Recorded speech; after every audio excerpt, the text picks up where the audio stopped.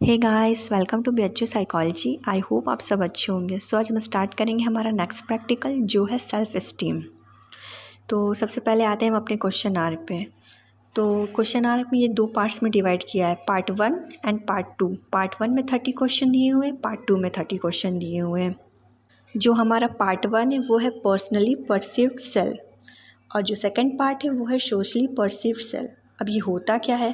Personally perceived self मतलब कि हम अपने बारे में क्या सोचते हैं। हम अपने बारे में एक नेगेटिव पॉइंट सोचते होंगे, एक पॉजिटिव पॉइंट सोचते होंगे। ऐसे ही सोशली परसीव्ड सेल्फ में कि सोसाइटी हमारे बारे में क्या सोचती है, एक पॉजिटिव पॉइंट सोचती होगी, एक नेगेटिव पॉइंट सोचती होगी। पॉजिटिव पॉइंट्स मतलब डिज़ायरेबल और नेगेटिव पॉइंट्स मतलब अनडिज़ायरेबल। ठीक है, यहाँ पे हम पॉजिटिव नेगेटिव पॉइंट्स नहीं बोलेंगे, हम डिज़ायरेबल और अनडिज़ायरेबल बोलेंगे। नेगेटिव का मतलब होगा अनडिज़ायरेबल, पॉजिटिव का मतलब होगा कि डिज़ायरेबल। ठीक है, तो सबसे पहले हम पार्ट ए में आते हैं अपने, जो है हमारा personally perceived self. Part A में 30 क्वेश्चन दिए हुए हैं। अब इसमें से कुछ क्वेश्चन डिज़ायरेबल के हैं, कुछ क्वेश्चन अनडिज़ायरेबल के।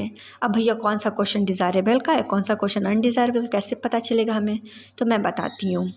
जो हमारा क्वेश्चन 1, 3, 4, 5, 7, 8, 10, 12, 13, 15, 16, 17, 20, 23, 24, 26 एंड 27 इतने हैं। ये सारे क्वेश्चन जो है वो हमारे डिज़ायरेबल के हैं। ठीक है, मैंने सर्कल कर दिया है, आप लोग ध्यान से देखेंगे तो आप लोगों को दिखेगा ये सारे क्वेश्चन हमारे डिज़ायरेबल के हैं, और बाकी जितना बच गया है वो सब अनडिज़ायरेबल का है। सेम पार्ट 2 का भी यही होगा। 1, 3, 4, 5, 7, 8, 10, 12, 13, 15, 16, 17, 20, 23, 24, 26 एंड 27 ये सब भी सेम पार्ट 2 का होगा डिज़ायरेबल के लिए। ठीक है, इतना बात समझ में आ गया कि डिज़ायरेबल क्या होगा, अनडिज़ायरेबल क्वेश्चन कौन सा होगा। अब बात करते हैं कि इसका स्कोर कैसे निकालेंगे। ठीक है, तो सबसे पहले उसने क्वेश्चन नंबर 1 पे टिक किया है कि मैं दयालु स्वभाव का हूँ, तो उसने किया है अशांत सही। अब ऊपर मैंने लिखा एक डिज़ायरेबल एक अनडिज़ायरेबल। अगर उसने अशांत सही पे टिक किया है और क्वेश्चन नंबर 1 हमारा क्या है, डिज़ायरेबल, तो हम उसको 5 मार्क्स देंगे। ठीक है, और फिर सेकंड क्वेश्चन देखते हैं। मेरा स्वभाव चिड़चिड़ा है, उसने टिक किया है बहुत हद तक सही। इस पर मैंने सर्कल नहीं किया, इसका मतलब क्या है, ये अनडिज़ायरेबल का क्वेश्चन है। तो अनडिज़ायरेबल का क्वेश्चन होगा, बहुत हद तक पे सही किया तो हम इसको 2 मार्क्स देंगे। अगर ये डिज़ायरेबल का क्वेश्चन होता तो हम इसको क्या देते हैं, 6 मार्क्स देते हैं। लेकिन ये अनडिज़ायरेबल का क्वेश्चन है, इसीलिए हम इसको क्या दिए हैं, 2 मार्क्स दिए हैं। अब क्वेश्चन नंबर 3 पर आते हैं। मुझ में ईमानदारी कुट कुट कर भरी हुई है। क्वेश्चन नंबर 3 पे इसने क्या टिक किया है, अनिश्चित। जो अभी आप क्वेश्चन नंबर 3 पे देखो मैंने सर्कल किया हुआ है, इसका मतलब कि ये डिज़ायरेबल का है। तो डिज़ायरेबल मतलब इसको हम कितना मार्क्स देंगे, 4 मार्क्स देंगे। ठीक है, ऐसे ही हम फाइंड आउट कर लेंगे। जिस पे मैंने सर्कल किया है वो डिज़ायरेबल का क्वेश्चन है, जिस पे सर्कल नहीं किया है वो अनडिज़ायरेबल का क्वेश्चन है।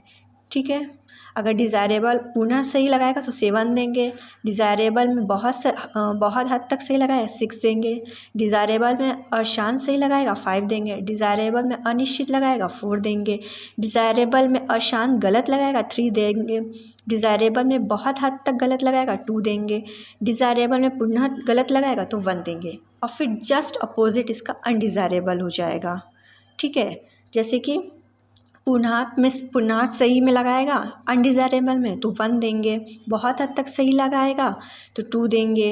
अनडिज़ायरेबल का बात हो रहा है यहाँ पर, ध्यान दीजिएगा। फिर अशांत सही में लगाएगा तो 3 देंगे, अनिश्चित में लगाएगा 4 देंगे, अशांत गलत में लगाएगा 5 देंगे। ऐसे ही करके मतलब हम सारा स्कोर एनालिसिस कर देंगे। पार्ट 1 का भी सेम ऐसे ही करेंगे और पार्ट 2 का भी सेम ऐसे ही करेंगे जैसे पार्ट 1 में किया है।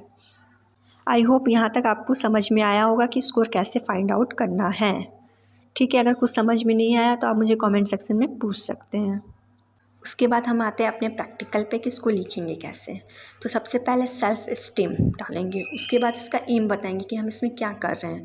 To assess testy self esteem by administering self esteem inventory developed by MS Prasad. ठीक है, हम एसेस कर रहे हैं, क्या कर रहे हैं, सेल्फ एस्टीम। सबसे पहले फिर आता है इंट्रोडक्शन। इंट्रोडक्शन हमारा हमेशा सेंट्रल हेडिंग होता है। अब इंट्रोडक्शन में आप कुछ भी लिख सकते हैं कि सेल्फ एस्टीम क्या होता है, उसके फैक्टर्स क्या होते हैं, मतलब जो भी मिले सेल्फ एस्टीम से रिलेटेड आप वो चीज़ यहाँ पे लिख देंगे। फिर नेक्स्ट है हमारा मेथड। मेथड भी हमारा सेंट्रल हेडिंग होता है। अब मेथड के अंदर बहुत सारे सब हेडिंग्स आते हैं, वो हमारे साइड हेडिंग्स होते हैं। सबसे पहले आता है tasty particular. 15 years old female is taken. मैंने जो ये क्वेश्चन आर कराया था वो 15 साल की एक लड़की से कराया था, ठीक है। उसके बाद नेक्स्ट टूल्स। टूल्स में हम क्या लेंगे, pen, paper, pencil, self esteem, inventory, questionnaire, ठीक है। फिर प्रोसीजर। प्रोसीजर में क्या करेंगे कि हमने सब्जेक्ट को बुलाया, उसको बिठाया, एक रैपर इस्टेब्लिश किया, फिर उसको उसके हाथ में क्वेश्चन आर्क दिया और उसको क्लियरली इंस्ट्रक्शन दिया कि ये क्वेश्चन आर्क आप फिल कर दीजिए और इसमें कोई टाइम लिमिट नहीं है, बट जितना जल्दी हो सके आप उस चीज़ को फिल करिए, ठीक है। उसके बाद प्रिकॉशन में क्या दिए, प्रिकॉशन में रिलैक्स एटमॉस्फेयर। हमें शोर शराबे में नहीं उससे कराना, एक शांति जगह पे उसको ले जाएंगे, शांति जगह पे बैठाएंगे, फिर उससे ये क्वेश्चन आर कराएंगे। शोर शराबा हो रहा है, पता लगे वो गलत गलत रिस्पॉन्स करके चला गया तो आपका ये प्रैक्टिकल पूरा ख़राब हो जाएगा, कोई मतलब नहीं रहेगा इस प्रैक्टिकल का। तो रिलैक्स एटमॉस्फेयर होना चाहिए। The light should be enough. Light हमेशा शुड बी इनफ होना चाहिए, ना बहुत ज़्यादा रोशनी में बिठाना चाहिए, ना बहुत अंधेरे में बैठाना चाहिए। Given clear instruction. जो इंस्ट्रक्शन है वो आपको एकदम क्लियर देना है। फिर हम आते हैं अपने रिजल्ट एंड इंटरप्रिटेशन पे। रिजल्ट में दो टाइप मैंने बताया था, personally self esteem and socially self esteem.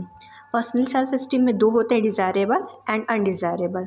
तो डिज़ायरेबल जो है वो हमारा 70 आया है पर्सनली में, और जो अनडिज़ायरेबल है वो 48 आया है। और सोशली में क्या आया है, जो डिज़ायरेबल है वो 71 आया है, और जो नेगेटिव्स है, जो मतलब अनडिज़ायरेबल है, वो 40 आया है, ठीक है।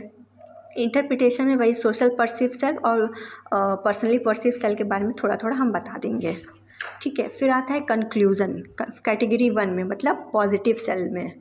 पॉजिटिव कैटेगरी 1 एंड 2 हम लोग ने लिया, पहले पॉजिटिव सेल का बताएंगे फिर नेगेटिव सेल का बताएंगे, ठीक है।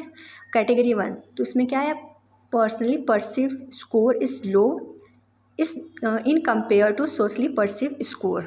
इसका क्या मतलब हुआ, जो हमारा पर्सनली परसीव स्कोर आया वो लो है, किससे लो है, सोशली परसीव स्कोर से लो है। जो हमारा पर्सनली परसीव आया है स्कोर वो 70 आया था, और जो सोशली वाले में आया था, डिज़ायरेबल वाले में, वो कितना आया था, 71 आया था। तो पर्सनली क्या हुआ, लो हो गया, और जो सोशली वाला स्कोर था वो हाई हो गया। अब कैटेगरी 2 में आते हैं नेगेटिव सेल में। नेगेटिव सेल में क्या लिखा है, personally perceive score is high in compare to socially perceive score. तो जो हमारा पर्सनली वाला था उसमें जो अनडिज़ायरेबल वाला था वो 48 आया था, यानी कि ज़्यादा था, क्योंकि जो सोशली वाला था वो 40 था अनडिज़ायरेबल में। तो जो पर्सनली सेल्फ एस्टीम अनडिज़ायरेबल का आया था वो 48 आया है। तो वही इसमें लिखा है कि personally perceive score is high in compare to socially perceive score. फिर कैटेगरी 3 हम लोगों ने एक बना दिया कि बैलेंस सेल्फ एस्टीम। दोनों को अगर हम बैलेंस कर दे तब क्या होगा, तो जाहिर सी बात है कि दोनों क्या होंगे, इक्वल हो जाएंगे। तो वही चीज़ यहाँ लिखा हुआ है। फिर लास्ट में हम रेफरेंस दे देंगे कि जो हमने इंट्रोडक्शन वाला पार्ट लिखा है वो कहाँ से लिखा है, किसी साइट से लिखा है, किसी बुक से लिखा है या मैनुअल से लिखा है, जहाँ से भी आपने लिखा है बस 2-3 रेफरेंसेस आप दे देंगे, ना काफ़ी है। Okay, so this is all about your self esteem practical. I hope आपको समझ में आया। अगर कुछ समझ में नहीं आया तो आप मुझे कमेंट सेक्शन में पूछ सकते हैं। अगर वीडियो अच्छी लगी हो तो please like and subscribe my channel. Thank you for watching.